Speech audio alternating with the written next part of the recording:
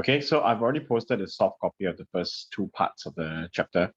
Y'all can use a soft copy first. If you have a printer at home, if you want to print it out on your own, you can, no problem. But for those of you who do not have any printer at home, or you cannot print out yourself, you can use a soft copy first. And once MCO is over, I will provide you guys with a hard copy if you need it. Okay, let's look at the first one. So in the industry, or I would say all of the chemicals that we've seen so far, or we've learned so far, a lot of these chemicals, they are chemical compounds which are either acidic or alkaline in nature. Of course, we have neutral substances as well, but there's a lot of other chemicals which are either acids or alkaline. So acids and alkaline have their own properties. Okay, like for example, how do we know a particular substance is actually acidic? We can actually have their own properties. I would say like acidic substances have a sour taste. All right. One simple example will be like, those citrus fruits like oranges, lime, lemon. Those are very sourish kind of fruits. Okay.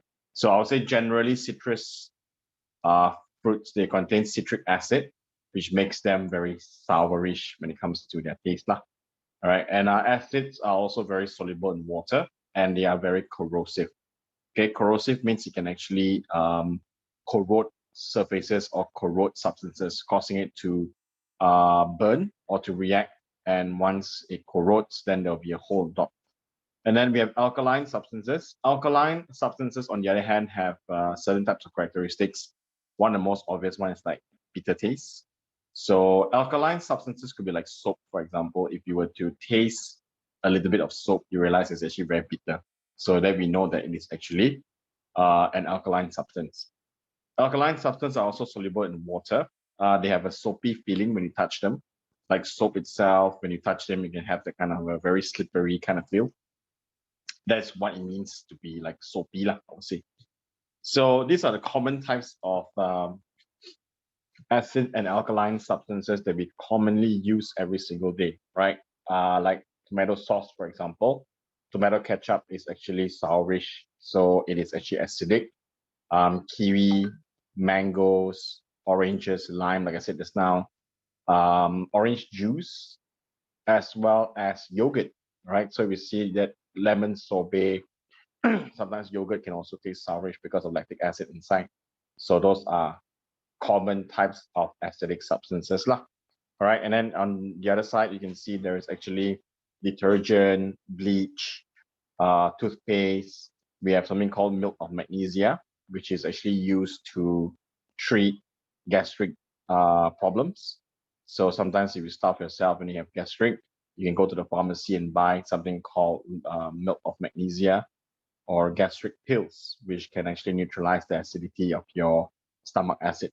All right, so these are just common types of acids and alkaline that we encounter almost every single day. So of course, like we said just now, they have a sourish taste or bitter taste, but in the lab itself, in the lab setting, we cannot go to a chemistry lab and start tasting chemicals. That's a big no-no, right? They are dangerous, they're toxic, and they could be potentially harmful to your health. So how else can we actually detect acids or alkaline based on their properties without tasting them? So chemists have developed substances or chemicals that can be used as what we call as an acid-base indicator. All right, so you can see over here, they are called indicators. And indicators can change color whenever they are added to acids or alkaline. All right, one of the most common indicators you can see over here will be blue litmus paper, red litmus paper. I think this is the very common one that you have learned since your PT3 syllabus, right? Blue litmus paper will turn red when it's in an acidic solution, or it will remain blue in an alkaline solution.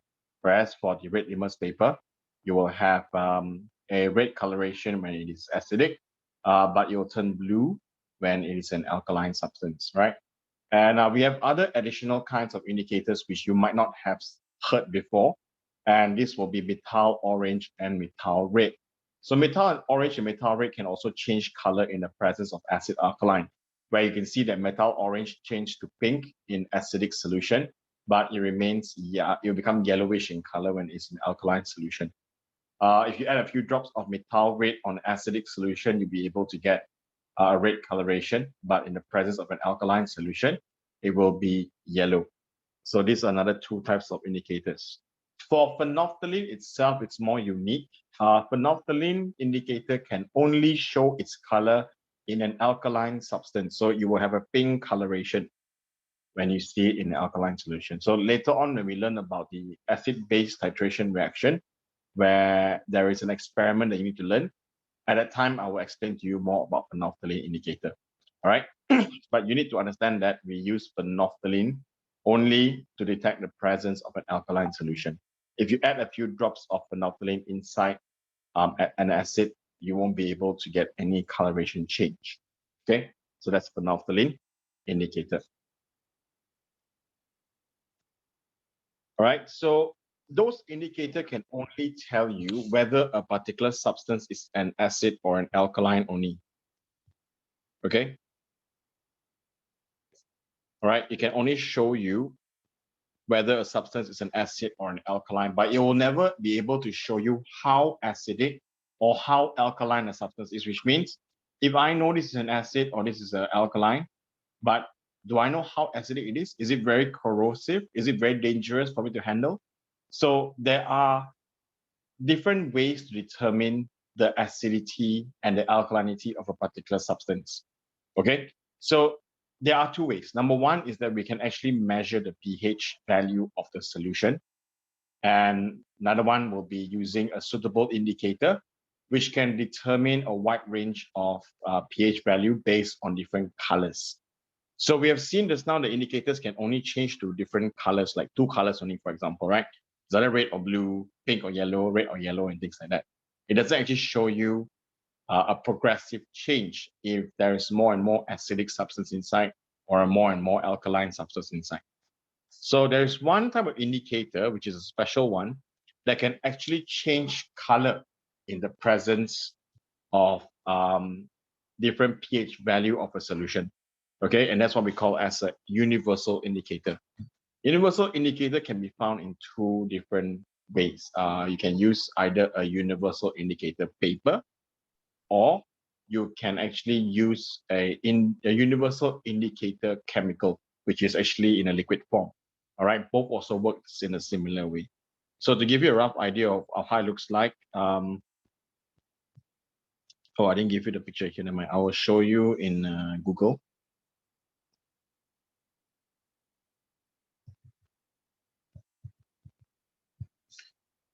All right, so a universal indicator paper was that okay. So there is a universal indicator paper. Okay, so it looks. Let me show you how it looks like. Paper. Yeah, tak ada. Okay, never mind.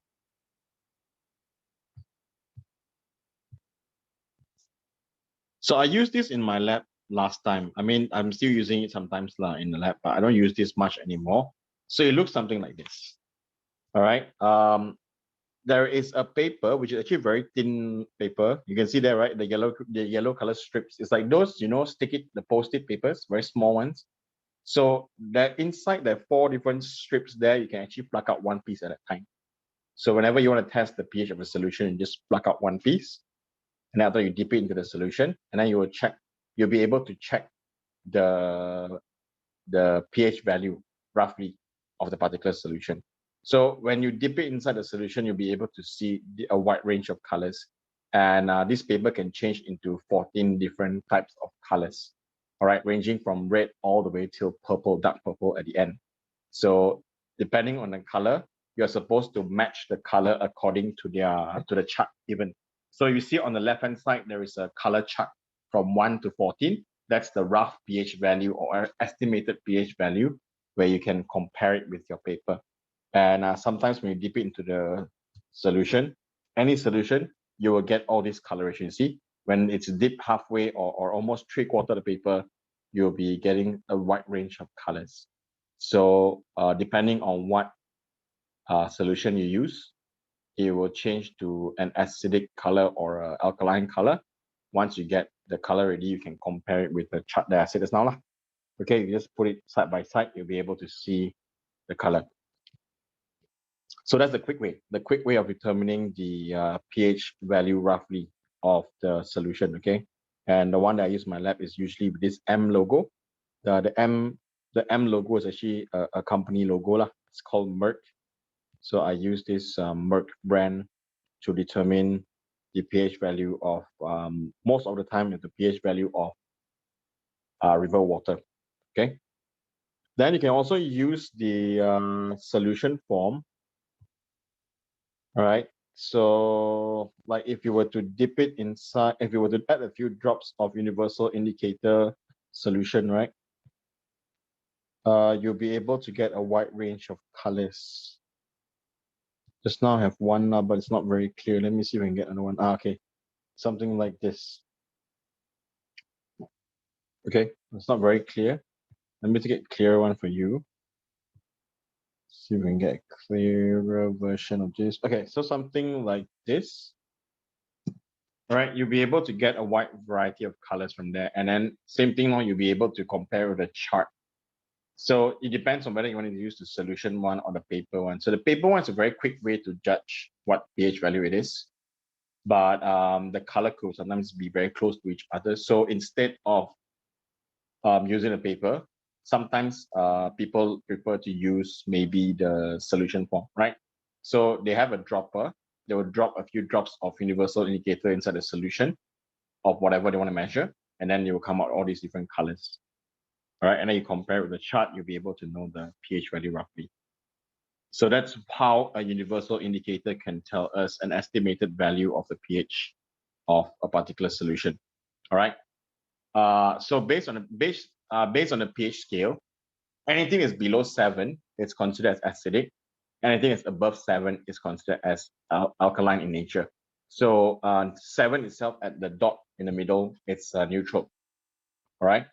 So even if the solution is 6.99, all right, although it is very close to 7, it is still considered as slightly acidic. And anything is above slightly 7, for example, like 7.01, it is considered as an alkaline already.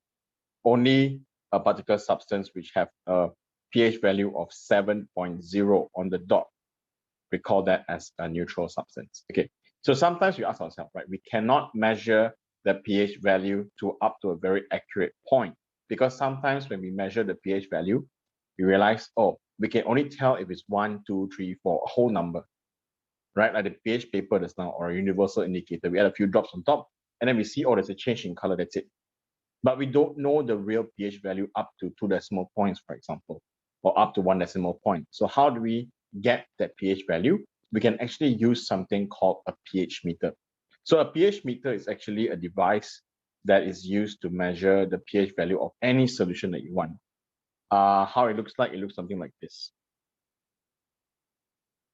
All right, so if you have a particular solution that you want to measure the pH, right, you just put in the beaker, and then you will have a pH meter where there is an electrode. So this one over here, oops, sorry, this thing over here, that is the electrode. So you place the electrode inside the solution that you want to measure, and then after that, they'll give you a reading over here. So according to what you see here, right, this is soda crystals. So soda crystal is basically a type of alkaline substance, I would say. Alkaline substance in the sense that maybe it's made up of sodium hydroxide, and it's made up of basically a detergent. Okay, so when you dip it inside, we know that it's alkaline solution, but we don't know how alkaline it is. We want to know the pH value. So you can see over here, the pH value of this soda crystals solution is around 10.19 pH. All right. This device here is called a portable pH meter. The one that I use in my lab is different, but I would say this one is a very accurate one. How do we know if it's accurate? Because it can show you a reading of up to 2 decimal points. All right. Some pH meter only can show you up to 1 decimal point. So that's not so accurate and not so sensitive. But this one over here can show you up to 2 decimal points. We don't have a pH meter that can show us 3 decimal points so far. Only 2 so far. The one I want to show you, the one that I use in my lab. We have 2 of these. So I have two different types of pH meter in my lab. It depends on how I want to use it and what I use it for. So the first one I'm going to show you is one which is not portable, which you have to use it only when you are in the laboratory. Okay, so that's disadvantage, that you have to only bring your solution back to the lab and then you measure the pH using that particular device. So let me find the exact brand that I normally use. I don't remember what's the name of the brand, but if I can find it, I'll let you know. Okay, it's this one. So this is Mettler Toledo, right? This is the one that I usually use in my lab. So it's not so clear like the picture. Okay, like not bad. So in this picture over here, you can see that it will also show you a reading of up to 2 decimal point. So any kind of solution you want to measure, you just dip it inside, dip the electrode inside. Okay, and then you press start or read, then you will read the pH value, and then the value will slowly change. It will fluctuate a bit. Like it will be like around 7.38, then 0.36, then 0.332 until it will stop moving. So once it stops moving, that's the stable value. Then you take the record. You record down the value of that particular pH. All right. So this is the non-portable one. This one, because it's connected to the wall, there's a socket for it. You connect it to the power supply through a 3-pin plug, so you cannot bring it around when you go for field trips, for example. Like my job in a university, sometimes it involves going to the site, going to the river, going to the lake system to measure water quality. So we'll have to go out and bring our portable pH meter. So for a portable pH meter, it looks something like this.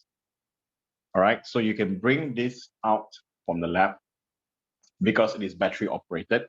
So you can bring it to the site, for example, like maybe you want to measure the pH value of river water or the ocean, or maybe in the lake. So I'll just bring this whole thing there, put some water into a container, and then I just plug the electrode into the solution. Then after that, same thing, you press the read button, you'll be able to read.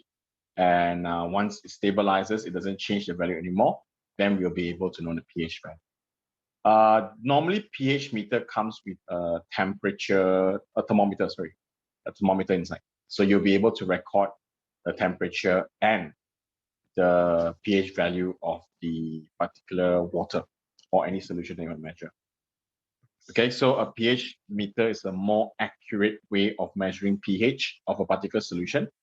But I understand that sometimes we don't have the luxury, or some labs do not have the equipment to measure pH. So if you need to measure pH in an estimated form, you can always just use universal indicator. That'll be good enough, right? It's just that if you want a more accurate management, say for example, you want to publish this data, you want to tell people that this is accurate, then you may have to use a pH meter. Okay. All right, so that's the introduction to acids and alkali. Okay, just to let you know roughly what acids are and what alkalines are. And then how do we judge based on their properties? So we know that basically acidic substances are sourish in nature, they're corrosive. Alkaline, they are soapy, they are bitter, they are also corrosive. And we see the different types of ways to measure pH value, as well as to indicate whether it's an acid or alkaline. Now, by looking at colors, by looking at indicators, by looking at pH values, we know the substance is an acid or alkaline. But we still don't understand. We still don't know what exactly an acid is or what exactly an alkaline substance is. So that's why in chemistry, there is a particular chapter to explain to you what acids are and what alkaline substances are based on a molecular level. Okay, so that's why we have to learn something called the theories of acid and bases. So you see the word, I actually use the word base instead of alkaline, right? So I'm going to explain to you now what's the difference between alkaline and bases. So all bases are alkaline substances. It's just that sometimes the particular basic substance cannot dissolve in water. So we give a special name to bases which can dissolve in water. So bases that can dissolve in water are called as alkaline solutions or alkaline. Right? Do you understand? One more time. Bases are basically a class of alkaline substances, but there are some which is soluble and some which is not soluble. The soluble ones are the ones that we call as alkaline solution or alkaline. So not all bases are alkaline, but all alkaline are bases. So from now on, when I use the word acid or base, base basically means alkaline substance lah. Okay, to keep it simple. Okay, can I? So I'm going to put a note here, a side note here. Alkali equals to soluble or water soluble. Water soluble base. Water soluble base. And if you are wondering what we call a non-soluble base, then just base. All right, or an insoluble base is it. We still call it as base. But I would say the word alkali, it's dedicated just for only water soluble bases. Okay, so you can see over here, we're going to learn about the theories of acid and bases. So there are two different theories of acid and bases.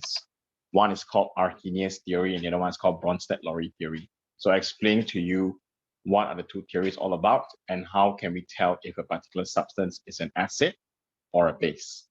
So in the look at number one, there have been many attempts to define the differences between acid and alkaline. Since ancient time, they basically ask themselves, what is an acid? What's an alkaline? How do we know if it's acid or an alkaline? Oh, you want me to explain again the alkaline part? Okay, so we have bases, right? Bases are basically alkaline substances.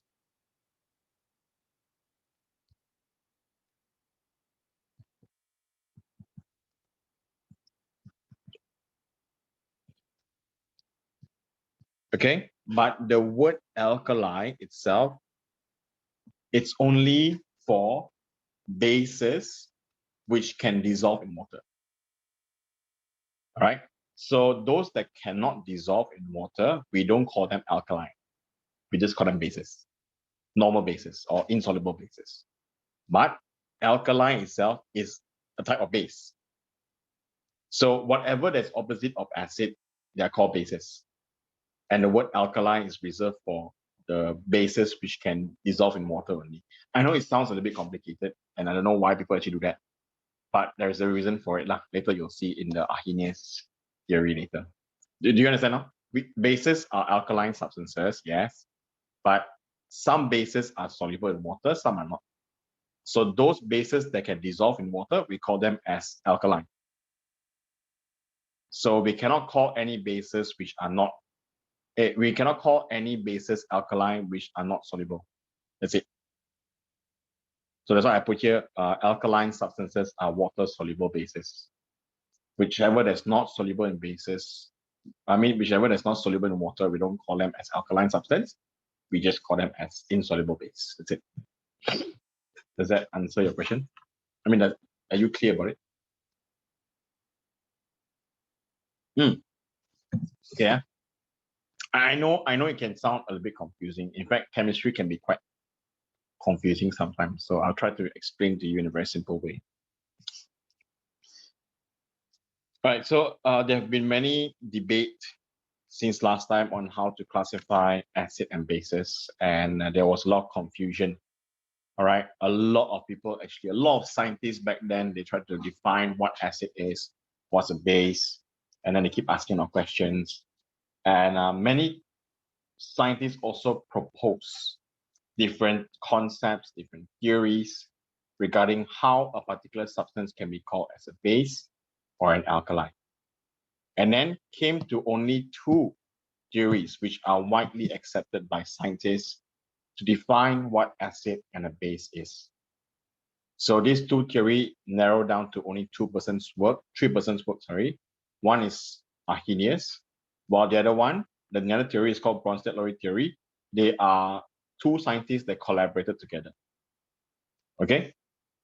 So let's look at the first theory first, Arrhenius theory. Then they will talk about Bronsted-Lowry theory later. Now, Arrhenius theory is proposed by a chemist called Svante Arrhenius, where he defined acid as a substance that produces hydrogen ion when it's dissolved in water.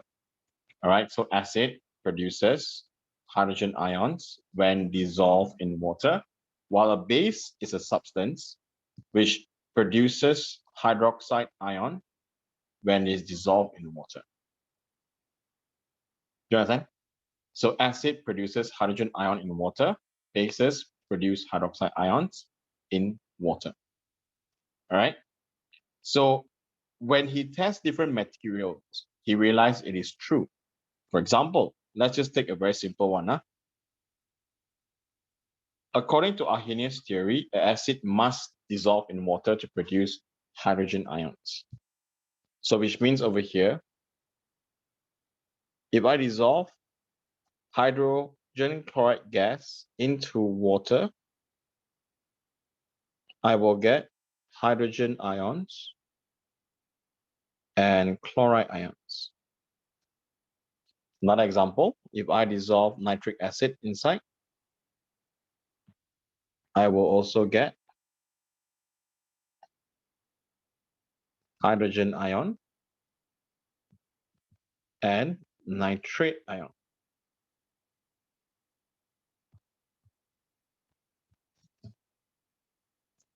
Okay, so based on this, right, we can see no matter what acid I use, I will always get hydrogen ion when I dissolve it in water lah. Okay. Okay, sorry, this one is not gas, sorry. This is can I just ignore the states? I don't want to confuse you yet. After got wrong info with them. Okay, so I'm gonna do again. HCl dissociate in water to produce hydrogen and chloride. Nitric acid also dissociate in water or dissolves in water to produce hydrogen and nitrate.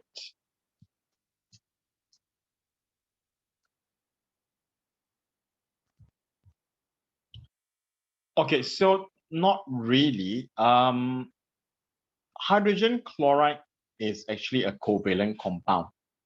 All right, so it's basically nitric acid itself. But after dissolving inside the water, right, it becomes ions. Water itself is partially polar, like I explained to you before last time. But I would say HCl itself or HNO3, before they dissolve in water, they don't have any ion. I mean, they have ions. No, they don't have ions, sorry. HNO3 got ions, but HCl got no ions. So HCl is actually a molecule, hydrogen chloride gas. While nitric acid itself, it's actually produced through another chemical reaction, but it's a liquid form. It's just that whenever they are inside water, they produce these two ions. So I would say that acids can dissociate in water or to ionize in water to produce hydrogen ions. So not because they are polar molecule, but because they naturally can dissolve in water. Based on polarity, if you were to ask me, some molecules do exist as partially polar, like water, for example. HCl maybe because chlorine itself is quite electronegative, so it might pull the electrons closer to itself. So sometimes we may see a very partial polar molecule there. But at the end of the day, when we talk about whether they can dissolve in water to produce hydrogen ions, that is what makes them an acid or an alkaline substance. Okay. What is polar? Okay, the word polar means charge. Polar comes from the word polarity. No, sorry. Polarity comes from the word polar. Polar means got charge.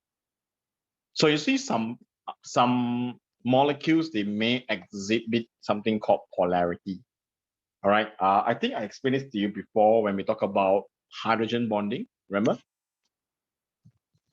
So remember, I draw the water molecule for you. And then you know that water itself is a covalent molecule, am I right? And what happens here is that hydrogen shares its electron with oxygen.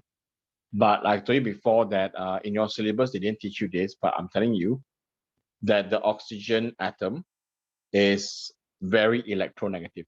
I would say, okay.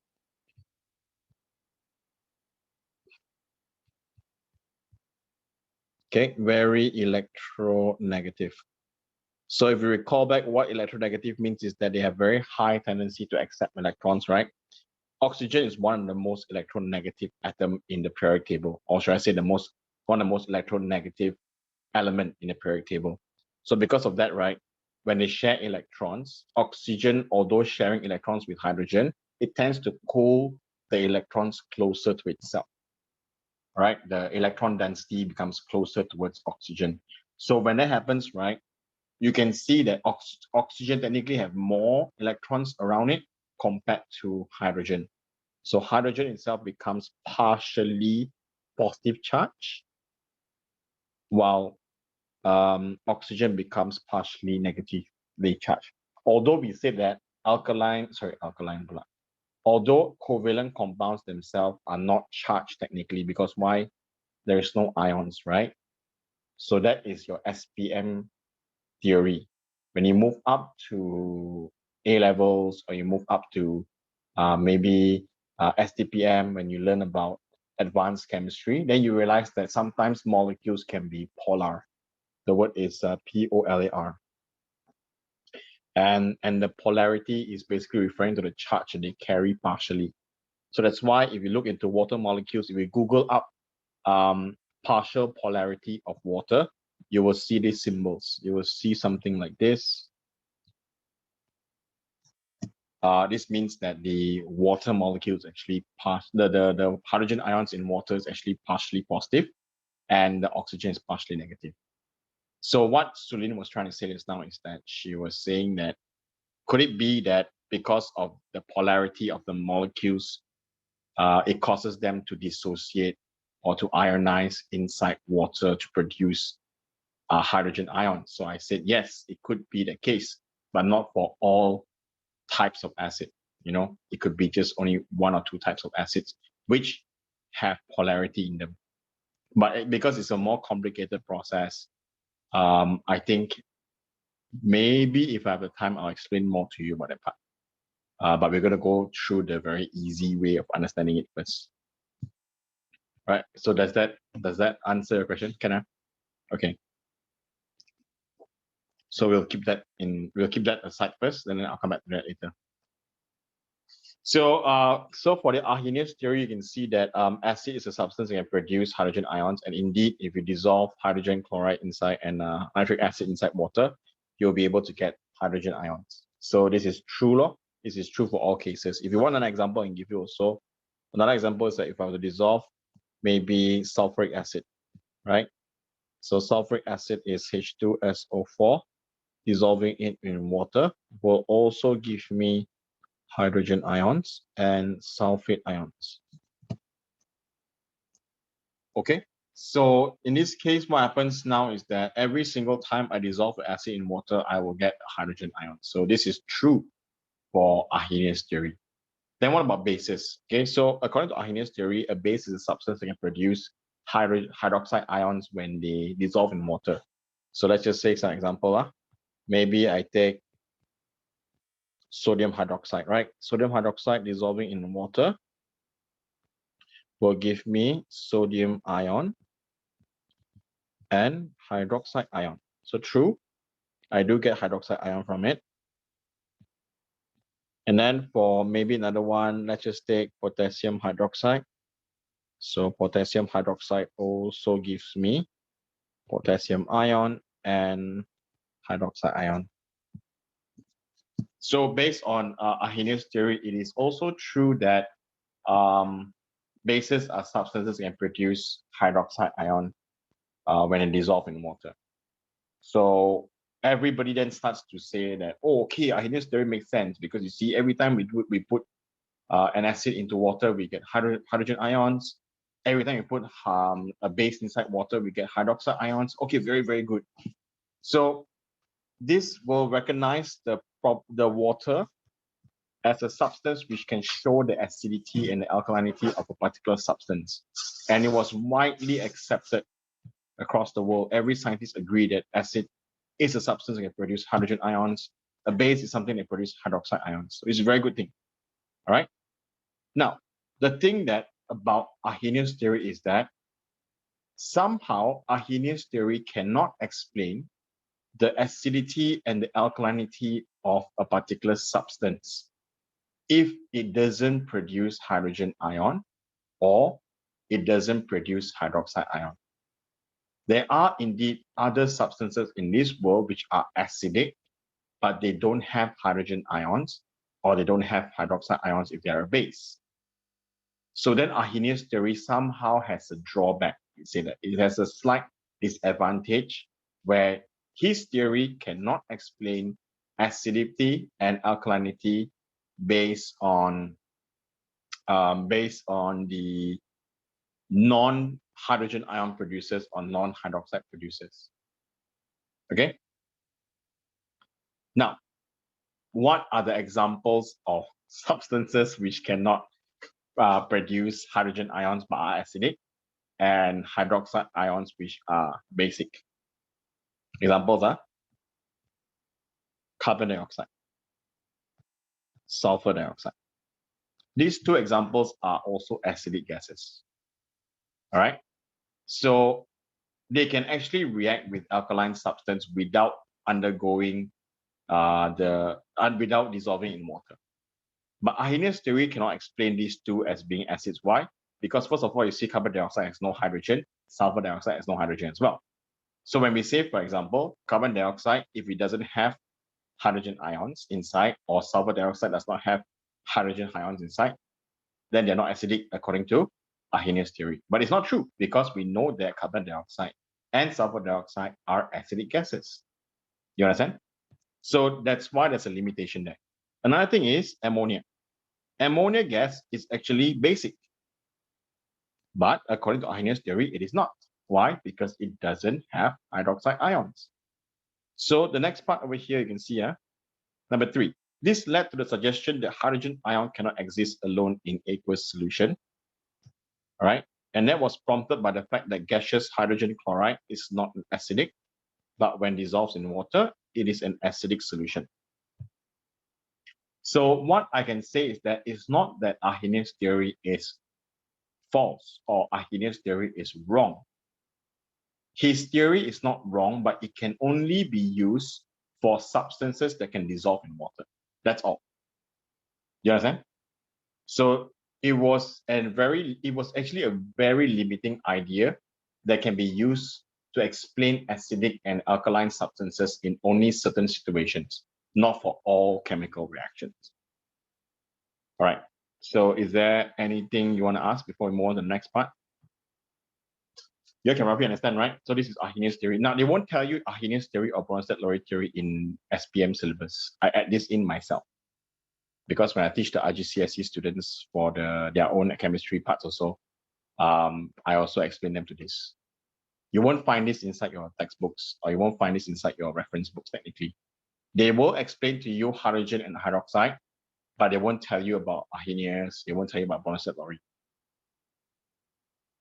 Oh, okay. CO2 and SO2, they are considered as acidic gases. These are all acidic gases. But according to Arrhenius theory, it is not. Why is it not? Because it doesn't have hydrogen ions. Right? And then ammonia also. It is actually a basic gas. But according to Arrhenius theory, it's not. Why? Because CO2 and SO2 got no hydrogen ions, NH3 got no hydroxide ions. But do understand that once I dissolve them in water, they are acid and alkaline. So how? Let me show you. Why do I say so? Why do I say this is an acid after it dissolves inside water? I will show you carbon dioxide as an example.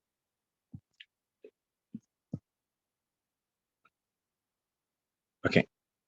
So carbon dioxide by itself is not an acid according to Arrhenius. But it will be an Arrhenius acid if I dissolve it in water. When you dissolve carbon dioxide in water, carbon dioxide is partially soluble in water. So if you dissolve it in water, what you will get is actually carbonic acid, H2CO3. Okay, this is called carbonic acid, which is the acid that is inside your carbonated drinks. So you know when you open up your can of Coca-Cola and then there's a gassy sound coming out, and when you drink the Coca-Cola, you get a gassy feeling. So you're actually drinking carbonic acid, and the gassy feeling comes from the carbon dioxide escaping into the environment. Okay, so when you dissolve carbon dioxide in water and form carbonic acid, that carbonic acid itself, when dissolved in water, it can actually produce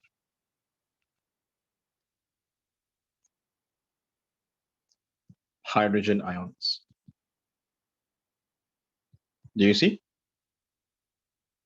But if you don't dissolve it inside water, and if it doesn't produces the hydrogen ion, it is not an acid according to Arrhenius. So that's what I'm trying to tell you. The Arrhenius theory is only limited for aqueous solution only. It can only be used to explain the acidity of a substance based on an aqueous solution, or a base based on also aqueous solution only. Whatever that exists as a gas, there is no hydrogen ion involved, there is no hydroxide involved, then it is not considered as an acid or an alkaline substance. So according to his theory, if I dissolve the carbon dioxide in water, yes, it is an acid. But before it dissolves inside water, it is not an acid. But we cannot say that, because we know carbon dioxide is an acidic gas. Same goes for sulfur dioxide. Sulfur dioxide before that is not an acid according to Arrhenius. But if I dissolve sulfur dioxide in water, and when I get sulfurous acid, H2SO3, then I will be able to call it as an acid. Why? Because if the sulfurous acid, H2SO3, dissolves in water, I will get hydrogen ions. You understand? Only when it dissolves in water. So my point here is that according to, yes, it's a bit confusing, so you must bear with me. All right. I'm trying to explain to you how it works so that later you won't get confused. All right. But you don't have to memorize Arrhenius' name technically. You don't have to memorize Bronsted Lowry theory.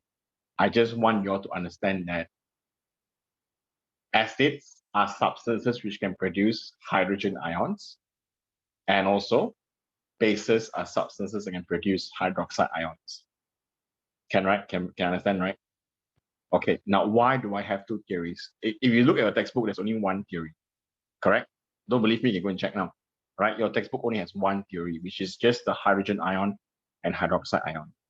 But in your textbook, they also mention something called hydroxonium ion, H3O+, which is the dative bonding one. And that's why I must explain to you the second theory, which is called Bronsted-Lowry theory. All right. And if you take advanced chemistry in the future, which is your Form 6 or your A levels, you will thank me a lot, because when you study advanced chemistry, you will come across that two names, Arrhenius and Bronsted-Lowry theory. Okay. Now, according to Bronsted-Lowry theory, acid is no longer a substance that can produce hydrogen ion, or a base is not substance that can produce hydroxide ion. In fact, Bronsted-Lowry theory states that an acid is actually a hydrogen ion or a proton donor. Now, the reason why hydrogen ion is called a proton is because hydrogen itself, right, if you see the hydrogen symbol is basically 1,1, remember? So it means that hydrogen actually has 0 neutrons. It has 1 proton and 1 electron only. Remember? So this is how a hydrogen atom looks like. So once hydrogen releases out his 1 and only electron, subsequently, there will be no more electrons inside the hydrogen atom. So what it has is an empty shell, empty electron shell, and inside the nucleus, there is only 1 proton. That's why once hydrogen releases up its one electron, the whole particle is called a proton only, because the whole particle is only one proton. That's why H plus is also known as proton. Just take note, H plus is equivalent to proton only. So it says here, according to Bronsted-Lowry theory, an acid is a hydrogen ion or a proton donor, while a base is actually a hydrogen ion or a proton acceptor. So we want to use these two words now, donor and acceptor. Okay? So in this theory, Bronsted-Lowry theory states that an acid, for it to behave as a hydrogen, for an acid to exist, it must be able to donate a proton, while for it to be a base, it must be able to accept a proton. So I'll give you two different examples over here. Let's look at a Bronsted-Lowry theory acid first. Okay, we can look into a Bronsted-Lowry theory acid first.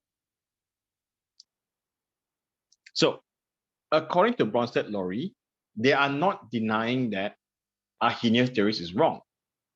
Okay, Arrhenius is correct, but what Bronsted-Lowry theory did is that Bronsted-Lowry came and tell them to improvise what Arrhenius left out, basically. So it's more of like a complementation rather than a conflict with Arrhenius' theory. So what Arrhenius cannot explain in his own theory for other substances, Bronsted-Lowry can. Okay, so here, according to his theory, to their theory, because Bronsted and Lowry are two different persons that collaborated together. So they state that acid dissolves in the water to produce an aqueous acid solution. All right, and this aqueous acid solution, hydrogen ion is accepted by water. Do you see that? So inside the acid, originally we have H plus and A minus. A is a symbol for any anion. All right, it can be any negatively charged ion. A is not an element. All right, HA here basically means it can be HCl, it can be HNO3, it can be H2SO4, it doesn't matter. More importantly is that, yes, it does have hydrogen ion and it does have another negatively charged ion. Now it says here that for it to be a Bronsted-Lowry theory acid, the hydrogen ions must be donated to something else. So somehow it donates itself to water, and that part over here will combine with the hydrogen ion to form what we call as a hydroxonium ion. So this H3O plus is called a hydroxonium ion.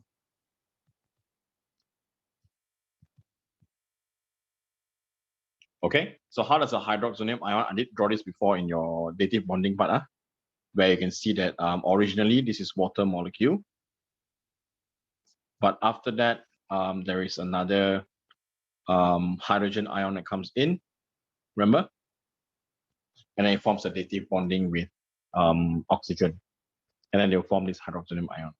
So what we want to see is this: water accepted the hydrogen ion from the acid. So this is the acid because it can donate away, or it can basically remove out its proton. And water here becomes a base. Why? Because it accepts the hydrogen from the acid to form hydroxonium ion. Do you see that? So acid and water, they are basically acid and base, basically. So I'll give you an example. HCl plus H2O. You will form hydroxonium ion and chloride ion. Same theory. Inside hydrogen chloride, after it dissolves in water, it will have H plus and Cl minus. So the H plus is accepted by water to form hydroxonium ion. So because HCl can donate its hydrogen ion away, it becomes the acid. It is considered to be an acid. While water over here becomes the base because it accepts the proton from the acid itself. You understand? So this describes how a Bronsted-Lowry acid is created. Okay, so that's the first part. Now let's look at the base. A Bronsted-Lowry base must fulfill its definition, which is to accept a hydrogen ion from another source, the acid itself, basically. So in this case, when you dissolve ammonia in water, the hydrogen ion from water is accepted by the ammonia molecule. Again, this is a dative bond. It will form the ammonium ion. Okay, so what happens here is water itself, right? H2O, right?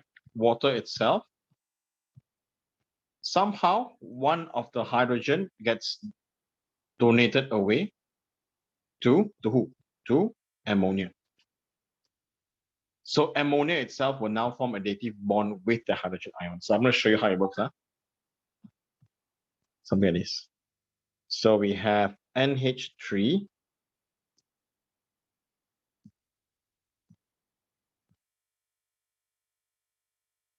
And remember, nitrogen has this lone pair of electrons. And then it basically combines with water. It dissolves in water. So what happens is that it will break off this bond, and this one becomes positively charged.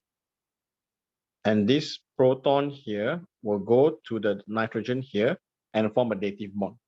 So subsequently, what's being produced is ammonium ion, which looks something like this.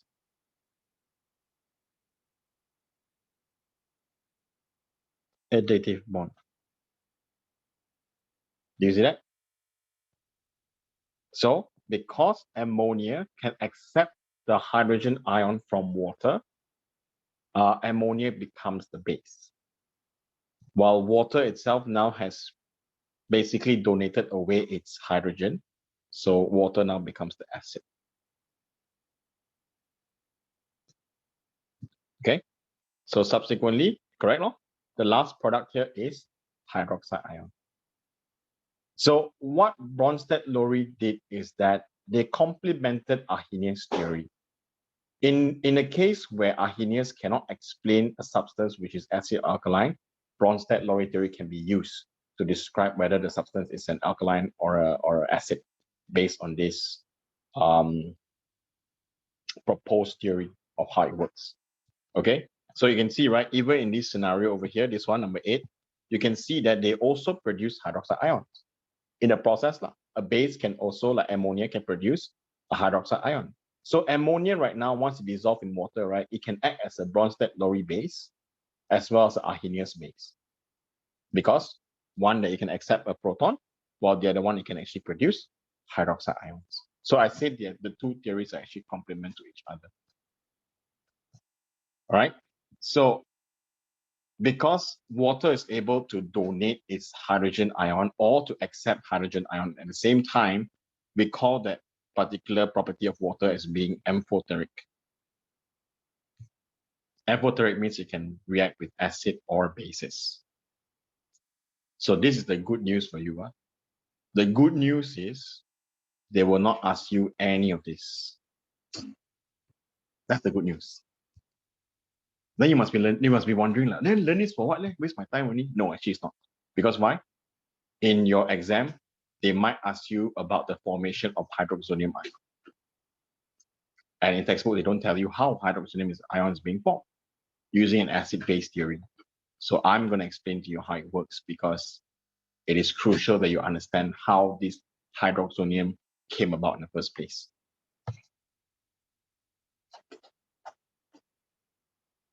Okay, so like this, correct? So now you're asking me why water can donate its hydrogen ion or why the water can accept its hydrogen ion. So based on this property, we say that water is actually amphoteric.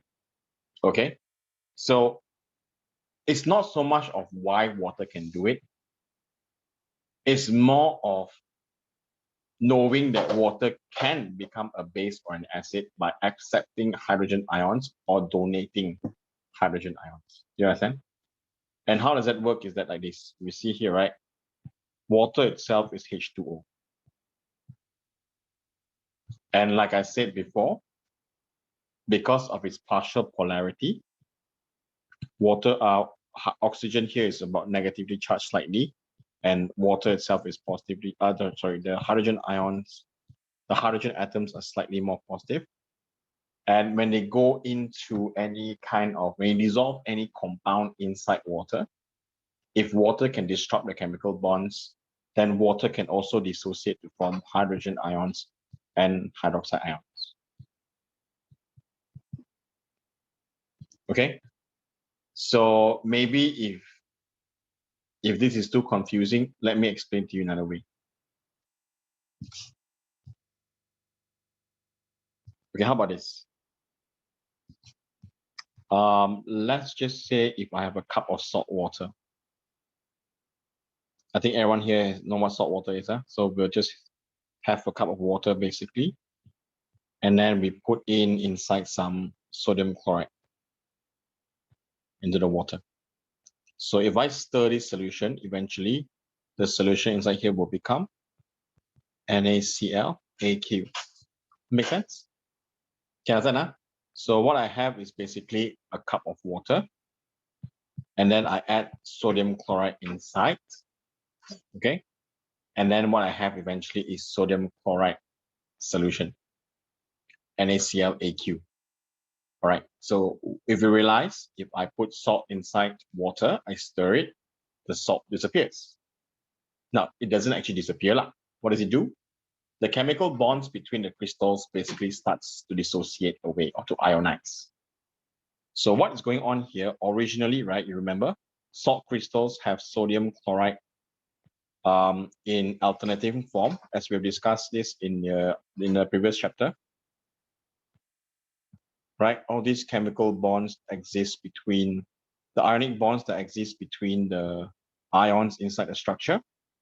That's what makes up the crystals of the sodium chloride. So when you dissolve it in water, because water is partially polar, what happens here is that water can go in and disturb this chemical bond, all this chemical bond between them. In fact, it actually separates the ions from each other. Okay, you understand? Yeah.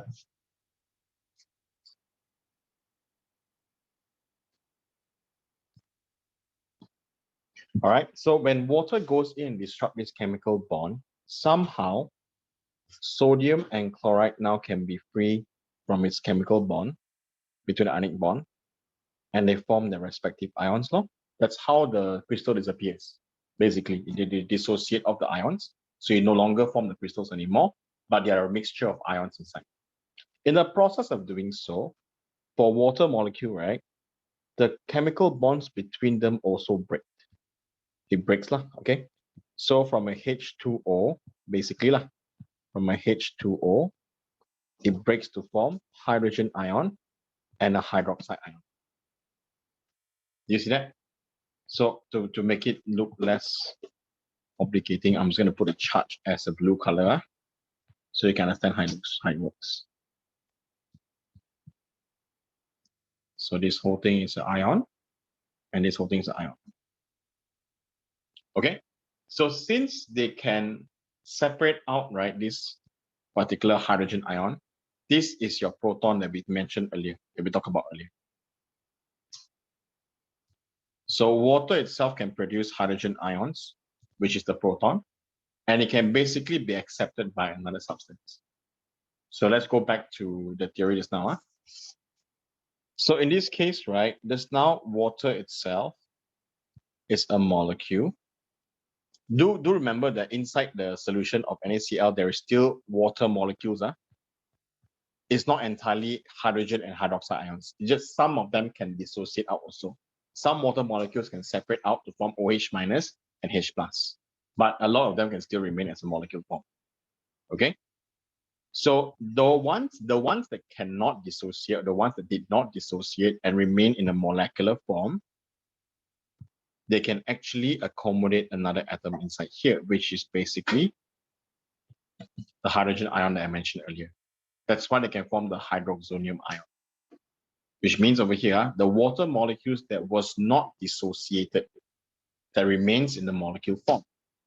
If an acid is nearby, the acid itself can produce, for example, hydrochloric acid, it can produce hydrogen ions, and these hydrogen ions can basically go in and form a dative bond with the water molecules.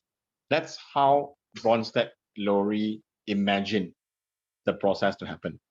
So a hydroxonium ion is created by accepting hydrogen ions. In a separate case, meaning to say, right, if we have hydrogen ions already separated from the hydroxide ions, if there is a nearby base, for example, ammonia, right? Ammonia. So if nearby there's an ammonia, the hydrogen ion can now come in and basically form a dative bond with ammonia itself to form an ammonium ion.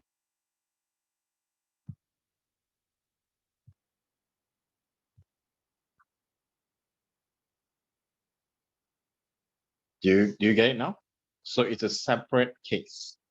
One is when water is able to accept the hydrogen ion from another acid because the molecules or the molecule of the water, the oxygen atom itself still have two lone pairs, which can accommodate a dative bond by accepting one proton towards itself.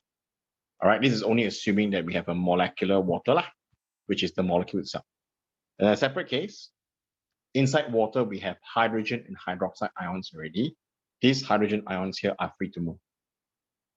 And if it's a free to move, it's not bound to anything. It can basically go in and form a dative bond with ammonia.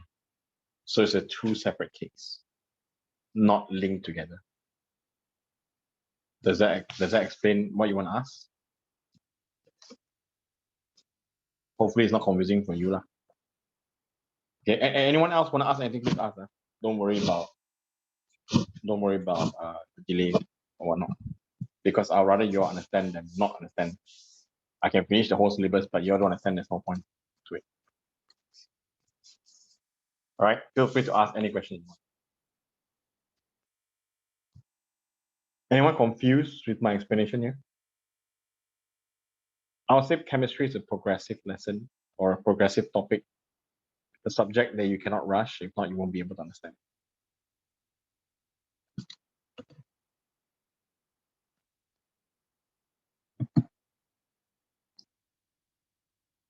Correct. So initially it's H2O, but like I said, in H2O, there is some molecules, while some remain as ions.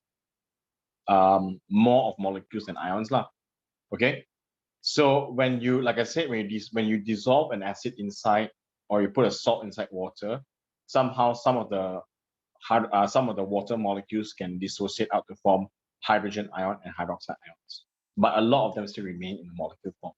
So depending on what you dissolve inside water, if you dissolve an acid inside water, according to Bronsted-Lowry, the water is able to accept a hydrogen ion from the acid only when there's a presence of acid inside.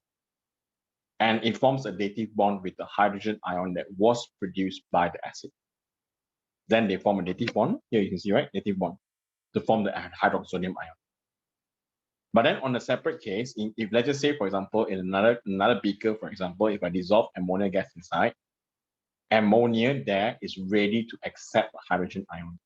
So inside the same amount of water, they also have hydrogen ions and hydroxide ions. So when it encounters an ammonia molecule, because there's a lone pair in nitrogen inside the ammonia molecule, the hydrogen ions inside water that exist originally in water can come in and form a dative bond with ammonia. So you have to understand that water itself, just water alone itself, can have hydrogen and hydroxide ions inside. That is according to Bronsted-Lowry theory. Yes, it is different. So which means in this case, maybe what you're wondering is, will this water only act as an acid at certain times, or will it act as an alkali at certain times only? I would say it's ready to become an acid or an alkali, but it depends on what substance you dissolve inside. If you leave water alone, then nothing happens, basically. But if you try to put something inside water, for example, an acid, then it will behave as a base. If you put an alkaline inside water, it will behave as an acid. That's what's going on over here. Do you understand? Okay, all right, cool. Anyone else want to ask a question based on this? I know it can be very confusing, but trust me, after this part here, there'll be no more confusing part. Because after this is all about chemical equations and chemical reactions. So it'll be quite easy after this, but it is only this part that you need to understand, which is quite ridiculous because this won't come up much for exam also. They will come out more of the later parts. But I want you to understand, because this will help you to understand how the acid and base actually works in a molecular level. So remember, number 10 is very important now. Water has the ability to act as a acid or a base, so making it as an amphoteric substance. Amphoteric means can react with both acid and bases. All right. Okay. Now comes the interesting part. So according to Arrhenius theory just now, HCl gas is not an acid. Base. Ammonia is not a base, right? Why? Because no hydrogen ions inside, no hydroxide ions inside. But in Bronsted-Lowry theory, HCl, even in a gaseous level, even if it's a gas, even if it's a covalent molecule, it is an acid, while ammonia itself also, it is a covalent molecule, no ions whatsoever, no hydroxide, in fact, but it's still a base. Now, why? Look at this. When you mix HCl gas together and NOH3 together, when you mix hydrogen chloride gas and ammonia gas together, there will be a chemical reaction between them. Okay? This is commonly done in the gas tube. Let me show you how it works.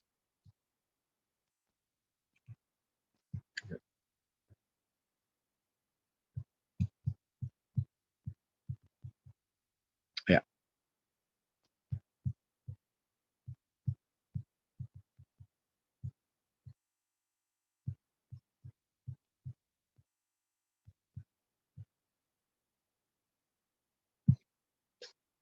If you put, I'm going to show you, if you put a cotton ball soaked with hydrochloric acid on the left side, and if you put ammonia solution soaked inside the cotton ball on the right side, you leave it at both ends inside a glass tube, what will happen is that the hydrochloric acid and the ammonia, they are very volatile. Volatile refers to how easily they can evaporate off. So apparently hydrochloric acid is very volatile. It can produce a lot of fumes. Same goes for ammonia. So what you have is that two cotton balls soaked with their respective solutions already, right? Eventually they will turn to gas, and then they will start to diffuse inside the glass tube. And then when they meet somewhere in between, which is towards the left side, because hydrogen chloride molecules are heavier compared to ammonia, so ammonia can travel faster. So when they meet somewhere, right, there will be a chemical reaction. If you see the white color cloud towards the left side in the middle, that's actually the formation of ammonium chloride salt. It's a salt, it's a solid. Okay, so that proves to you that HCl gas and NH3 gas can react with each other to form a salt. All right. Now, according to Bronsted-Lowry, HCl is an acid while NH3 is actually a base. Why? Okay, let's not look at the reaction first. Let's look at the salt first. Wait, let me just refresh this because there's a bug. Let's look at the salt itself. If you realize ammonium chloride salt is actually an ionic compound. Why ionic compound? Because it contains ammonium ion and chloride ion combining together. Do you see that? So how is this ammonium ion and chloride ion formed? What happens here is that HCl, I'm going to draw the molecule down here. HCl is a covalent compound, and so is NH3. But what happens here is that when they encounter each other, right, the hydrogen over here is then given towards ammonia. Okay, yeah, during chemical reaction, and hydrogen here is given to ammonia. So this one will break and it will form something like this. So the proton or the hydrogen ion goes to ammonia, forms a dative bond with ammonia to form an ammonium ion.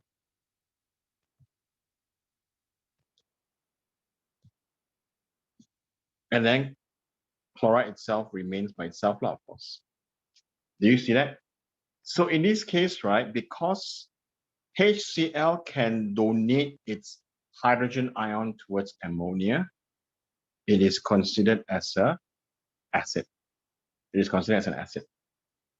But for ammonia, ammonia accepts the proton or the hydrogen ion from HCl, making this as a base.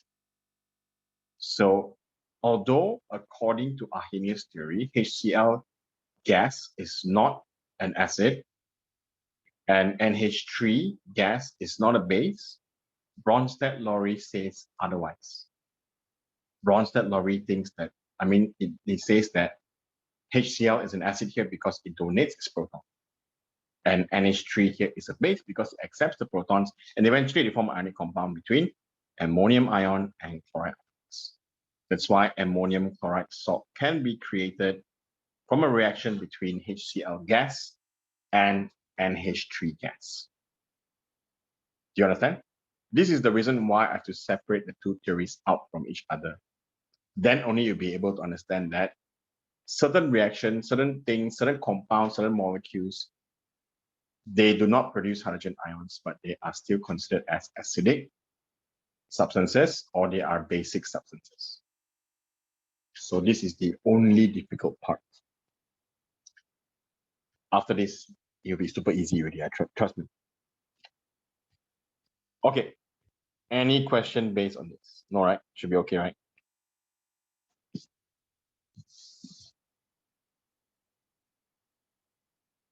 The other way around. Acid donates and base accepts. Terbalik. Because acid donates its hydrogen ion away, base accepts the hydrogen ion.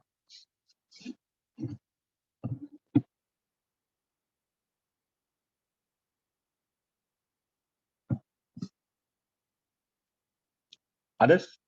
Ask any question? Feel free to ask anything. Huh?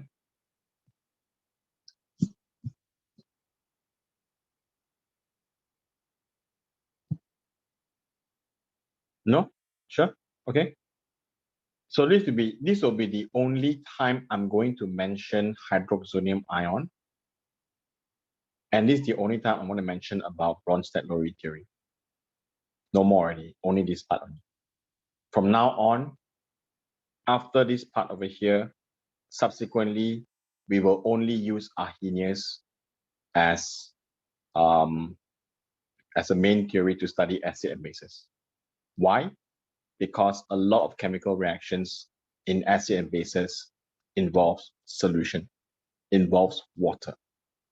So in fact, I would say that we will only study Bronsted-Lowry theory because we want to understand that certain things are not producing hydrogen ions, but they can be acid or bases.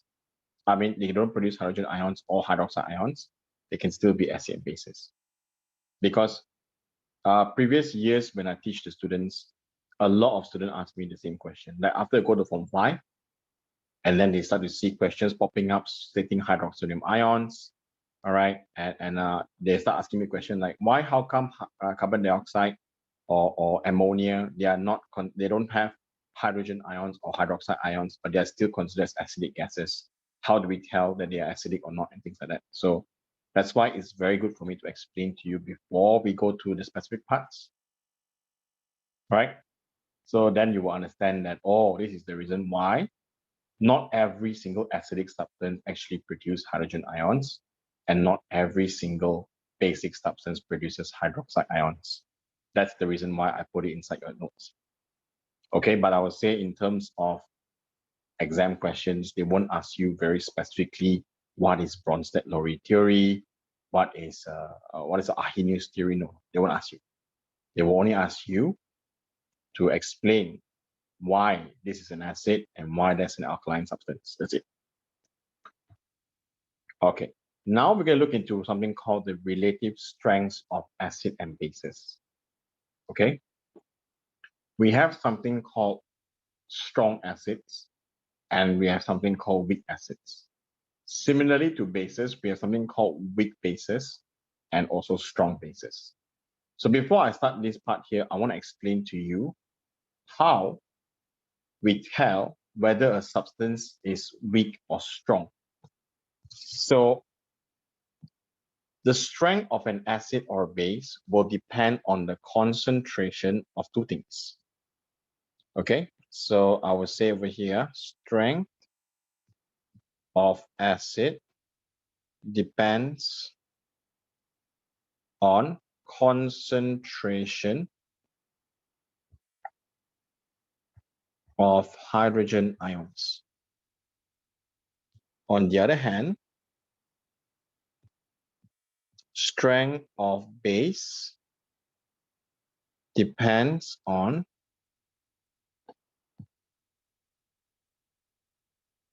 concentration of hydroxide ion.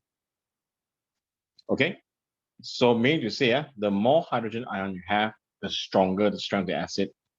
The more hydroxide ions that you have, the stronger the strength of the base. Very easy to understand one. Okay, yeah? All right, now we move on to the specific parts.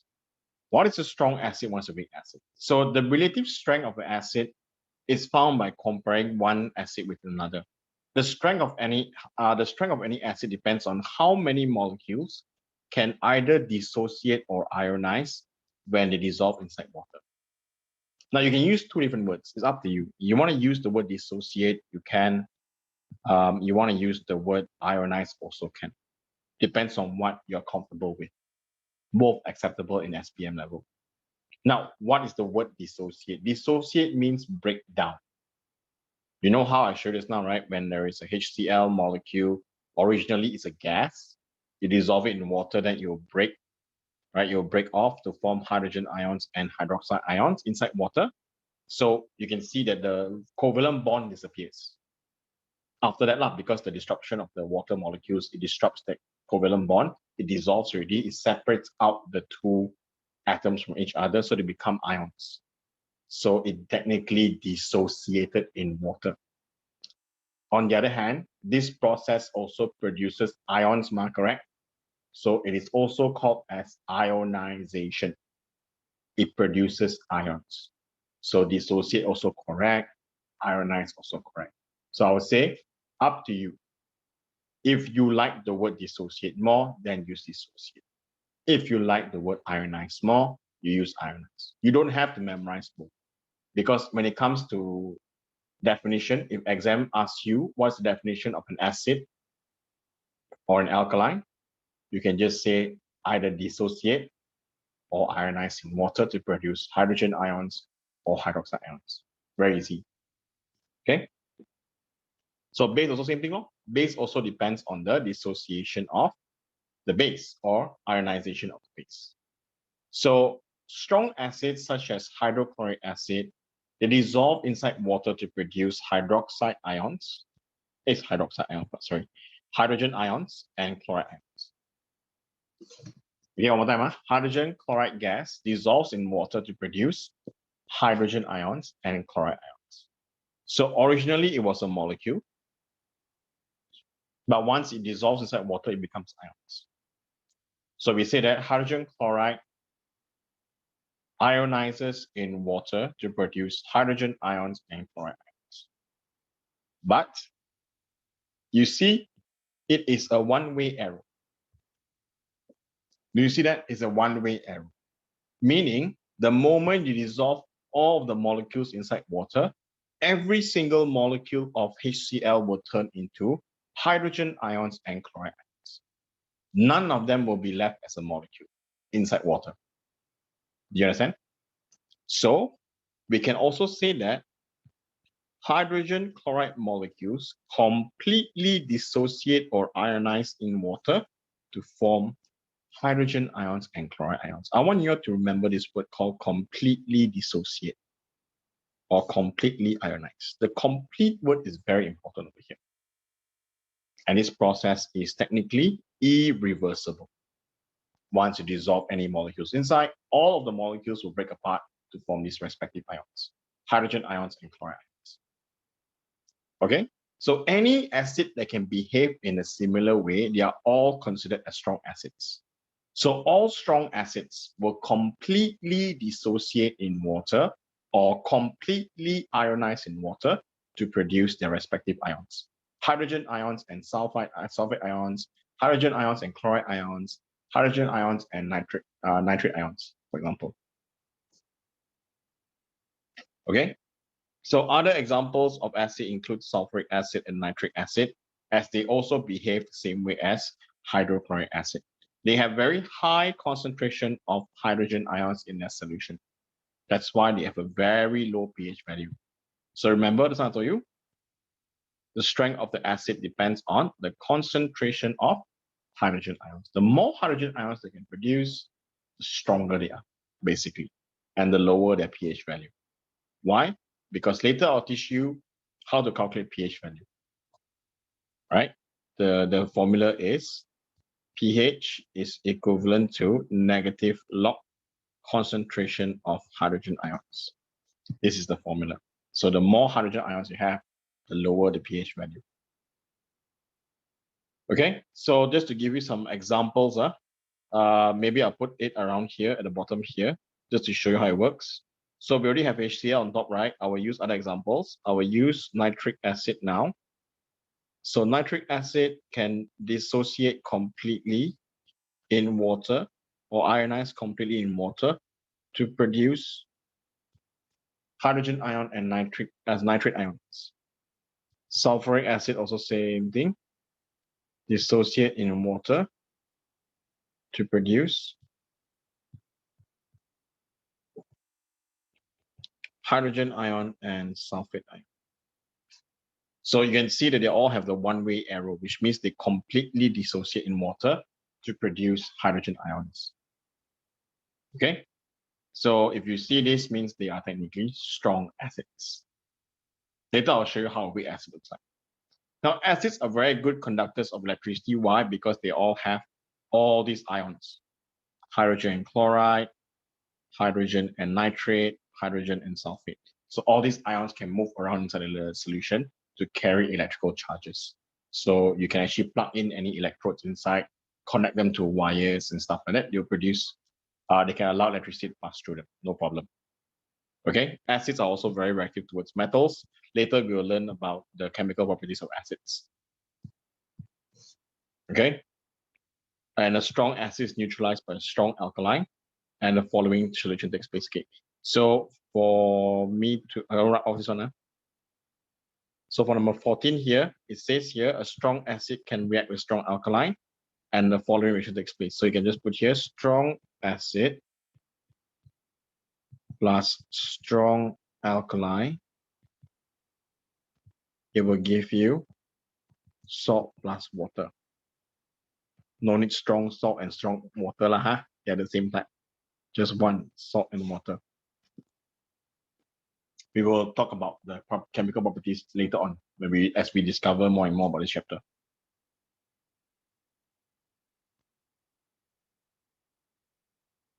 Okay, Ken? All right. Now, what about weak acid? So I give you the formula here. I give you the equation here straight away. Weak acids such as ethanoic acid, which is found in vinegar, okay, they only dissociate or ionize partially. So that's not a keyword for strong, is that it is completely ionized or completely dissociated to form hydrogen ions. This one, it is only partially ionized and partially dissociate. So what is the meaning of partially ionized or partially dissociate? Do you see a reversible arrow here? There's two-way arrow. All right, instead of a straight line or a forward reaction, just only one arrow, it has a double direction, which tells you that this reaction is actually reversible. It means that what partially ionize or partially dissociate means that if you dissolve ethanoic acid inside water, not every single molecule of ethanoic acid will completely dissolve to form hydrogen ions. So let's say, for example, right, if I put in 1 gram of ethanoic acid inside water, maybe only half of it will convert itself to hydrogen ions and ethanoic ions. All right, got two products here, hydrogen ions and ethanoic ions. So this tells you that comparing to a strong acid, the amount of hydrogen ions present inside this acid will be way lesser. So that's why we call it as a weak acid, because it doesn't produce as much hydrogen ions as the strong acids. Why? Because it can only dissociate or ionize partially in water. That's why you have this reversible error. So in terms of pH value also, it will be higher. Make sense? So maybe like, for example, I say hydrochloric acid or sulfuric acid may have a pH value of 1 or less than 1. But somehow ethanoic acid maybe is around 4, depending on concentration also, right? Maybe around 3 or 4, depends on how concentrated it is. But it'll be way lesser amount of hydrogen ions compared to a strong acid. So the key term to remember in this case is the partially ionized or the partially dissociate in water to produce very few hydrogen ions. That's it. And the process is actually reversible. Okay. So what is that reversible arrow means? It means that ethanoic acid molecules can break down to form hydrogen ions and ethanoic ions, but the two ions can then recombine again to form an ethanoic acid molecule. This is called a reversible reaction. In your syllabus, they didn't teach you about reversible reaction, but if we have time, maybe at the end of the year, I will teach you a bit of reversible reaction. It is according to something called Le Chatelier's principle.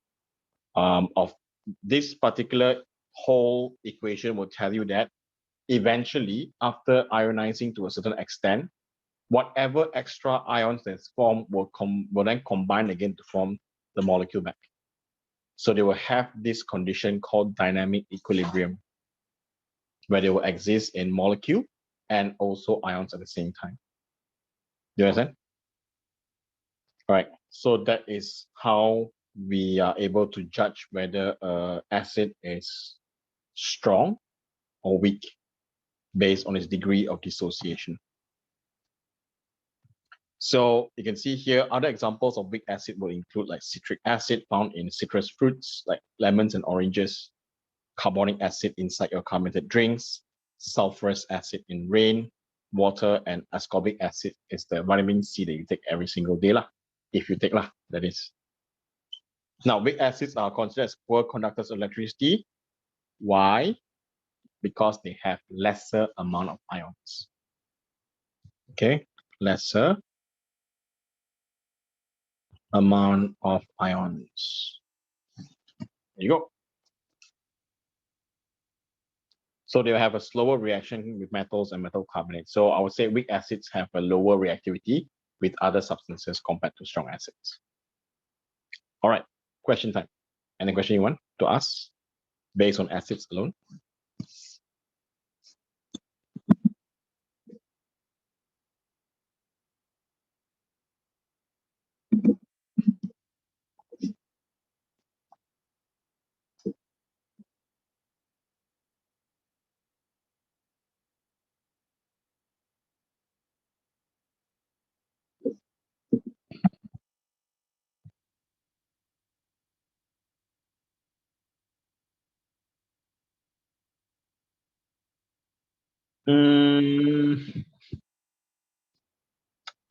No, not really. Okay, let me think. I think it will be the other way around. I think a strong acid will be more sourish. But no one knows actually. no one is brave enough to drink hydrochloric acid or sulfuric acid.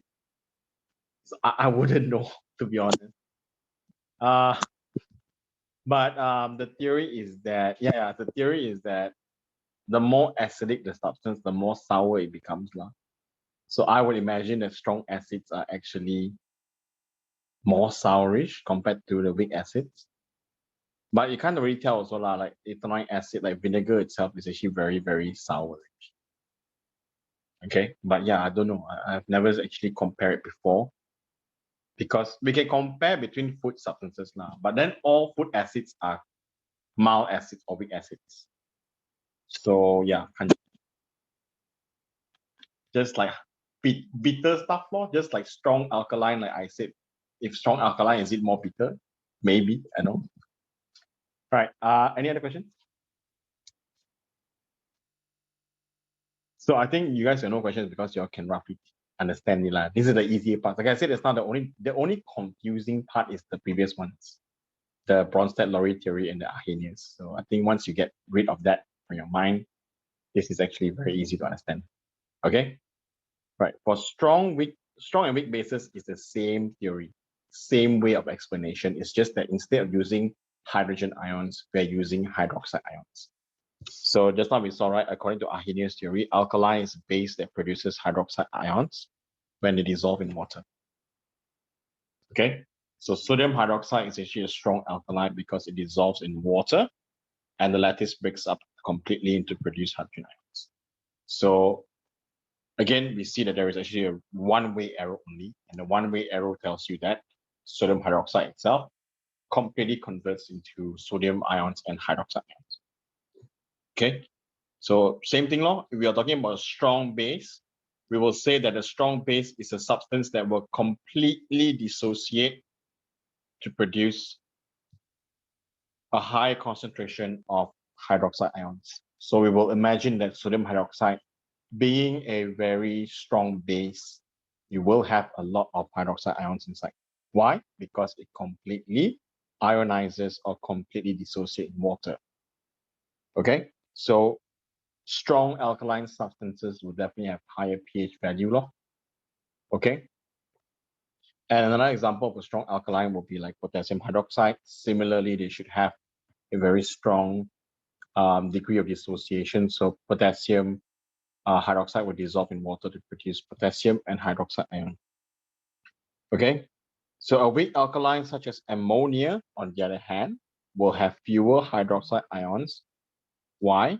Because dissolve in water, then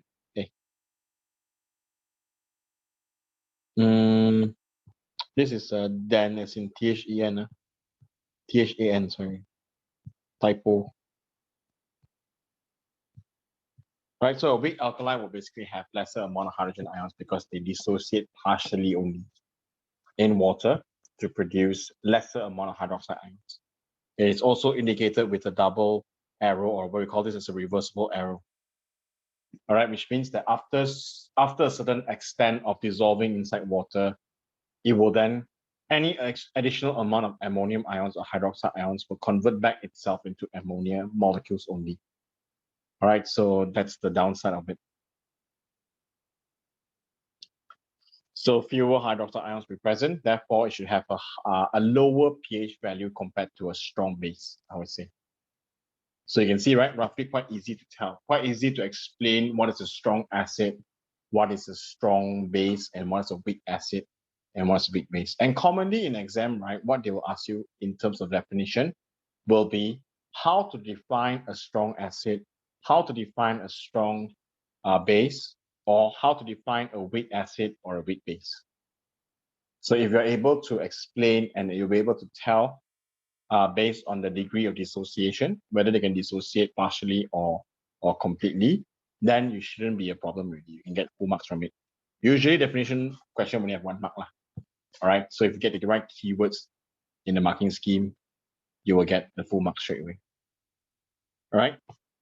So that's basically any question you want to ask based on the strong acid and strong base, or weak acid, weak base.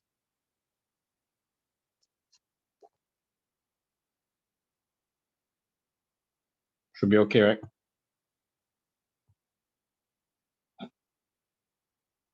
All right, so there's no question, then I'll move on. Just a little bit more before we end the class. I got another 5 minutes. So neutralization reaction. So next one is to show you that when you have acid and alkaline mixed together, there will be something called neutralization reaction.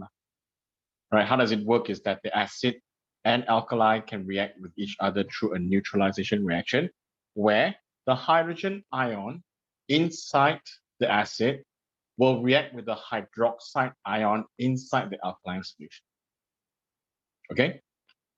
So you can see over here, if I give an example, let's pick the very common ones like hydrochloric acid and sodium hydroxide. In any kind of neutralization reaction between an acid and a base, in a solution form, of course, there will be only two products being formed. So I would say generally, right, when you add an acid and a base together,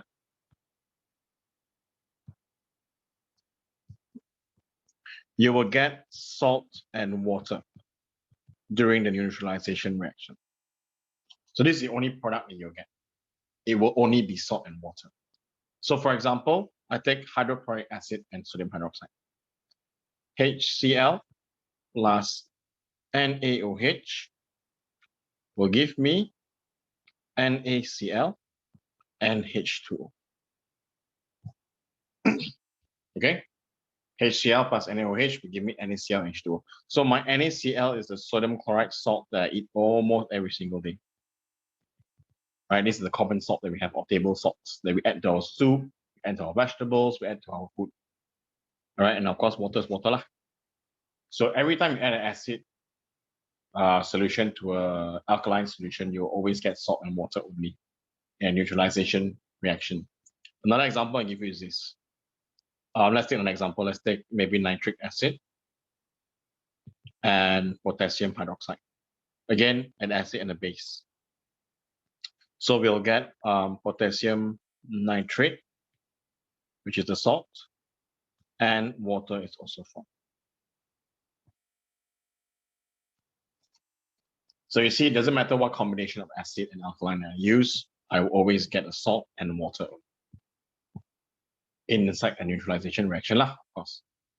Okay, remember these two must be in an aqueous solution before it can actually produce salt and water. If it is not, right, for example, like we saw, one of the reactions I explained to you is that HCl plus NH3, remember, in a gaseous form. If they are both gases, then there will be no water.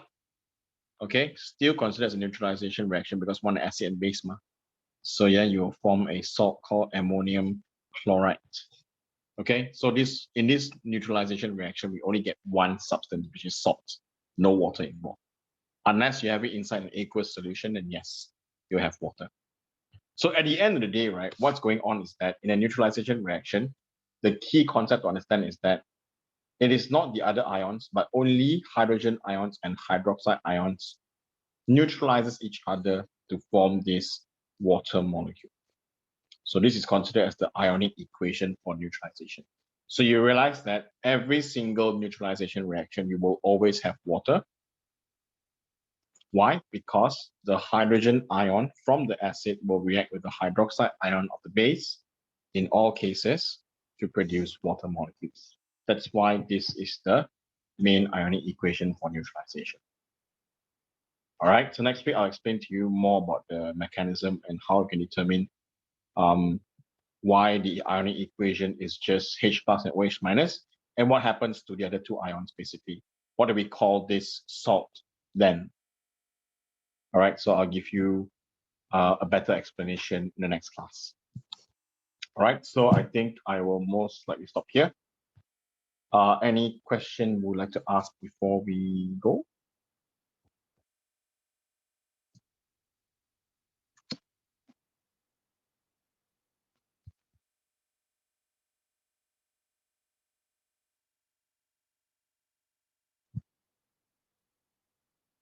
No? Okay, sure. Okay, all right. So if you have any question, you can remember to just drop me a message through WhatsApp.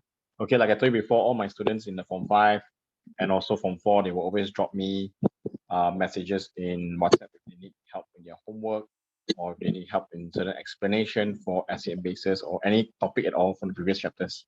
You can just always ask me. If I have the time to spare, I will reply immediately. If not, then I'll reply slightly later. Right. Okay, that's all for today, guys. Thank you, and I'll see you guys next week.